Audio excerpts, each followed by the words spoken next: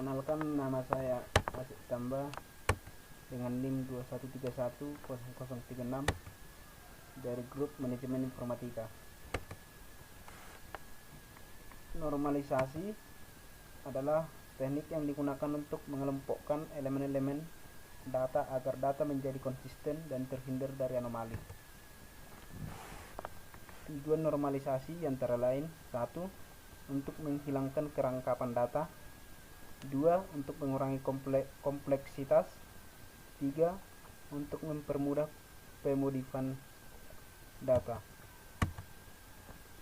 Bentuk normalisasi dimulai dari bentuk tidak normal dengan kedua bentuk normal pertama atau 1NF, ketiga bentuk normal kedua atau 2NF,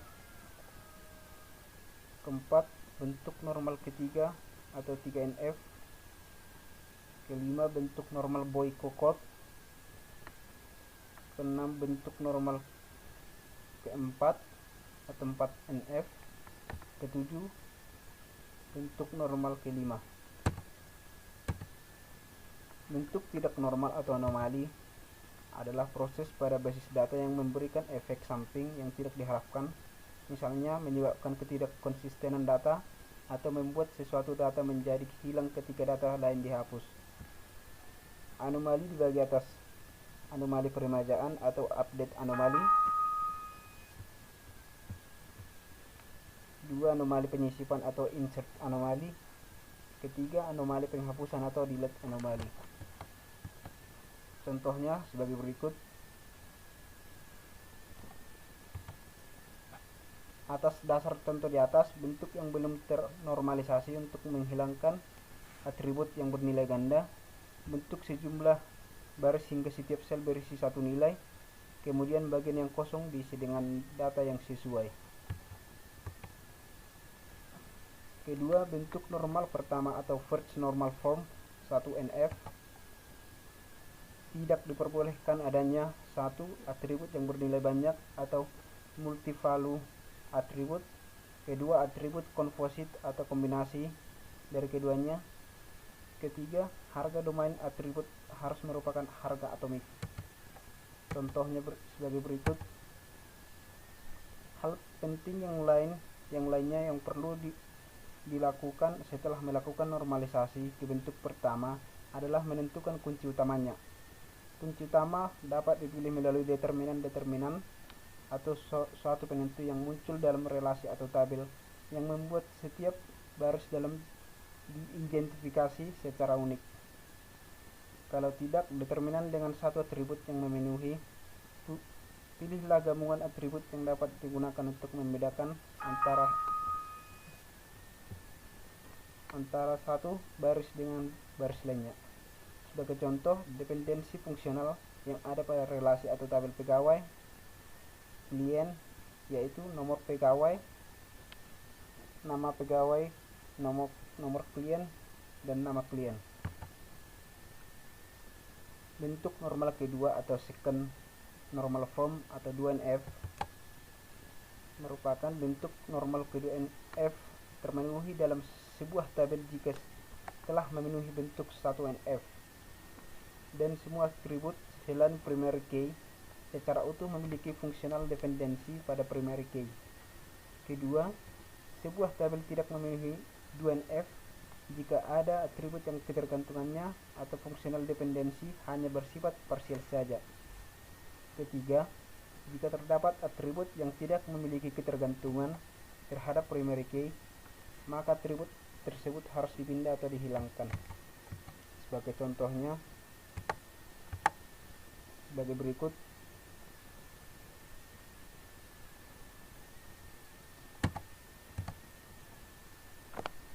Suatu relasi atau tabel dikatakan dalam bentuk normal kedua apabila berada pada bentuk normal pertama.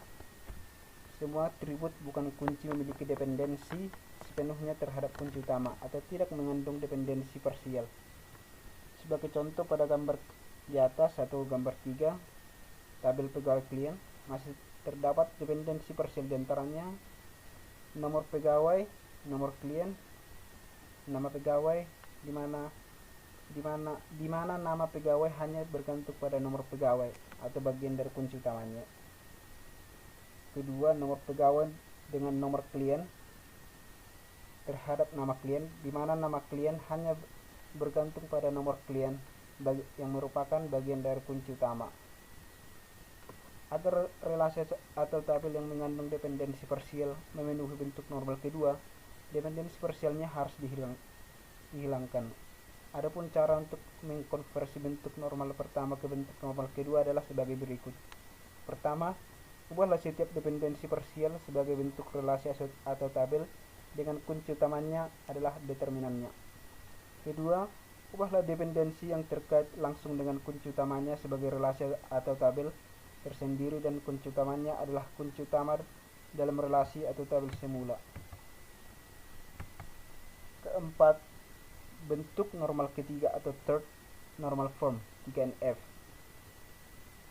Bentuk normal 3NF terpenuhi jika telah memenuhi bentuk 2NF dan jika tidak ada atribut non-primary key yang memiliki ketergantungan terhadap atribut non-primary key yang lainnya atau ketergantungan transitif.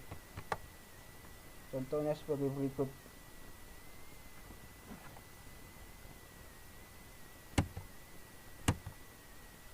Suatu relasi atau tabel dikatakan dalam bentuk normal ketiga apabila berada pada bentuk normal kedua, setiap atribut bukan kunci tidak memiliki dependensi transitif terhadap kunci utama. Agar suatu relasi atau tabel ke dalam bentuk normal ketiga, dependensi transitif harus dibuang. Adapun cara mendekomposisi relasi yang mengandung dependensi transitif adalah sebagai berikut. 1. Bentuk relasi atau tabel yang mewakili dependensi fungsional yang tidak melibatkan kunci utama dalam relasi semula, determinannya menjadi kunci utama relasi yang terbentuk. Kedua, bentuk relasi yang berisi kunci utama relasi semula, kemudian pindahkan semua atribut bukan kunci utama yang bergantung pada kunci utama tetapi tidak bergantung pada determinan lain ke relasi tersebut.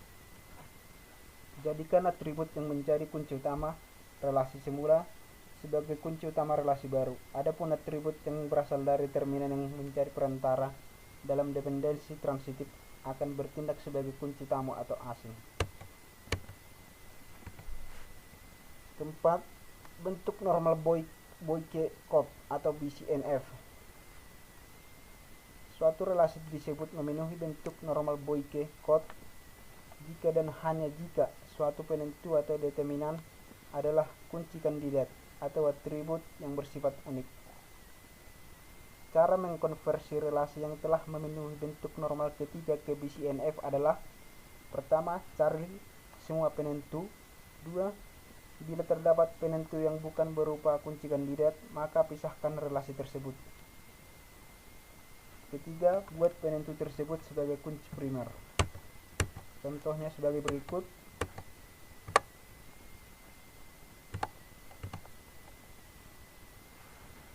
Kelima, bentuk normal keempat atau 4NF. Suatu relasi memenuhi bentuk normal keempat atau 4NF jika telah berada pada BCNF. Kedua, tidak mengandung dua atribut atau lebih yang bernilai banyak. Gambaran dependensi bernilai banyak, contoh di bawah, menyatakan bahwa seseorang bisa memiliki kemampuan berbahasa asing lebih dari satu. Hubungannya tersebut berada dalam sebuah relasi atau tabel. Dependensi itu digambarkan sebagai berikut. Contohnya,